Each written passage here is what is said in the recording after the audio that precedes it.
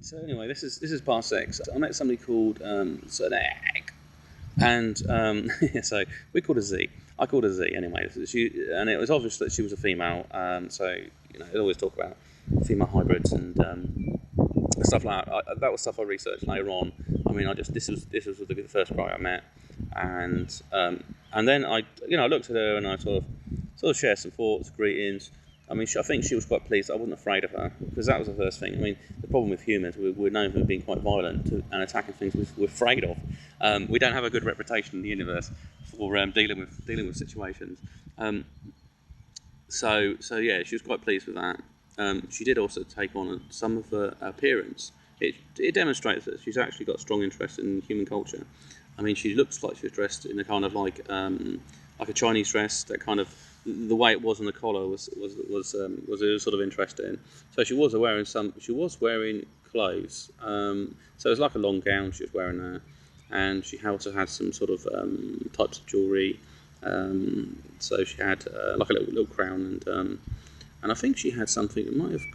Well, it wouldn't really clip onto her ears so much, but it was something attached to her, and a necklace on her as well. So yeah, so she had some sort of jewellery. I think, let's see if I can see in my mind. It was like gold and it was green, and it was like oval type stone there, a necklace, and maybe something that would hang down, kind of like earrings. I think it actually come from the crown. I noticed some other things as well. She had three like ear holes on the side of her head that went down on both sides. But I felt that they're not actually ears. There's something else going on with them. Like there might be something to do with some telepathic abilities and attached with her. And the other thing I noticed is that her teeth were sort of razor sharp, so kind of like you probably get a piranha or something. They're just sort of very, very triangular teeth. So I got this feeling that as a species that they're definitely evolved from the sea. They've gone straight from the sea to the land, and they've taken some of these attributes. Like that's what I got, sensitive skin in some ways. Yeah, so I first met her, and then I sort of shared this sort of hello, and sort of I sent out sort of focused, sort of positive energy, like you would, and basically with sort of basic understanding of telepathy with sort of animals. So you use images and you use things, constructs in your mind, so you visualise them, and then you focus them over to them, so they can pick up on it. And there was kind of shared some kind of comfort and intimacy with her, and then some other things. I thought that's quite unusual, and also how would you mate with them, and is that kind of question there, or are we compatible with each species? The answer is yes. The answer is their physiology is different as well.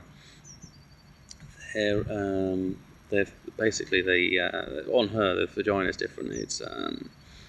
It's rather than sort of like tulips, it's like three, so it open up so like a triangular shape, and that would make sense if you're giving birth to something that's got a larger head. You're going to have a different way of getting it out, because otherwise it will cause you some trouble there. But yeah, so we shared this kind of thoughts. So maybe it was like knowledge I wanted to know about interspecies stuff, and she was interested in sort of cultural stuff as well. So sort of sharing my memories. Maybe she may have actually seen from growing up on Earth and where I am now. So it's more of a cultural thing. There's probably restrictions on what she can share with me. And then it was like about a week later. So what I was aware of is that she had she's got like some type of star base off one of the third suns off Orion's belt. The ship's cloaked. Physiology, she's got like three main sort of long fingers and a thumb that can basically go quite around. It's got a lot more flexibility than a human thumb. And then she, like I say, uses cloaking technology, and there was sort of a demonstration that she can open apart the cloaking, and you could just see space around it, and there was like a window in space looking outwards. So I got a feeling that she's kind of she's a part of the Greys. The Greys have a royal family structure, and I sense that she's a part of that. She's like a princess, so she's probably one of the lower order of the royals, but she still has a royal bloodline in their culture. The knowledge she shared with me is that there's because you go off and watch something and you find out and you ask questions, and they're kind of the other thing with if you trust your consciousness, things will come to your mind. They will just come out. You don't have to overthink. I don't need to see something in front of me to figure it out. It will come into your mind. Basically, your mind does all the work. Like a lot of things, it happens before even you ask the questions. On some occasion, there's a lot of experiments that prove this right as well. And like with science, if they find out something doesn't fit the framework, they bin it or put it to one side, or they don't. Anyway, it never will normally surface into the mainstream. They will find reasons to say no. These experiments are wrong, and so on. So yeah, so she's in the space station down there. I don't know what part of research she's doing. I don't know if it fits in with the Anunnaki and that kind of area of knowledge. And I meditated on her like a week later, and all I could see she was pregnant. And I thought, what's this about? But she explained that it was mine, and I thought, how could it be mine? we've never actually physically met. But there was the other thing with the consciousness creates. So the consciousness and for the knowledge creates things in this universe. So don't ever assume that you're having bad thoughts, that they don't exist, or have some sort of paradox outside of your mind, or the perception of your mind. So basically with things like spiritual energies and so on, your energy, you've got a frequency, like a radio frequency, and that's keyed into yourself, and it's individual, and no one else has got that frequency. That's what I'm picking up on. And basically, when I did some sort of telepathic connection with her, sort of sharing thoughts and so on, and also the intimate thoughts, are considered as consent. So I've consented to sharing some type of a relationship or something. I've consented for her to use my signal. So my signal's gone over there, and my signal also has key work that relates to the framework of my DNA, and thereby you can replicate. It's knowledge coming from her. You can replicate another being based on the frequency that it projects, and you basically just reassemble it based. It's also like how it relates to music. That music configures molecules and structures, and that's how that signal relates to that. So that's interesting. But the other thing, if you make any sort of telepathic connection, you should never lose it with a species. Same for if you fall in love, you usually fall in love forever, to be honest. Even if they are not part of your life, there's some connection between you and them.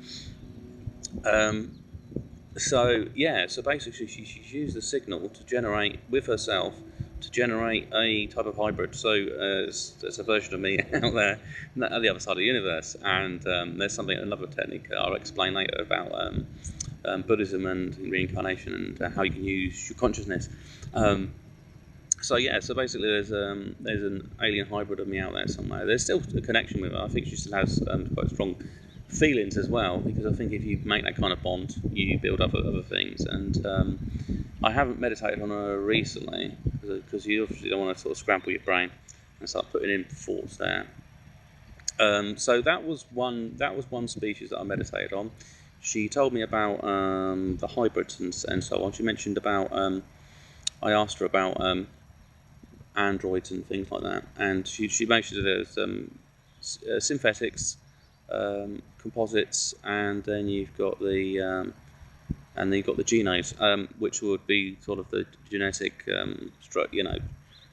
genome of herself. The composites are more to be of android and other things, and also they do experiment on their own cells as well. So it's kind of like whether they're trying to make the perfect species or raise their levels and energies, as other thing. Yeah, it basically it gives them abilities to transcend different dimensions by having different genetic frequencies to other life forms. So that's the answer to that one. So yeah, I'll do another video on other species as well. So that's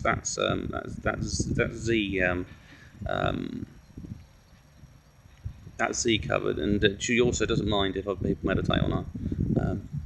Not necessary to have children, but obviously you can meditate with her, and she might give you some information out there.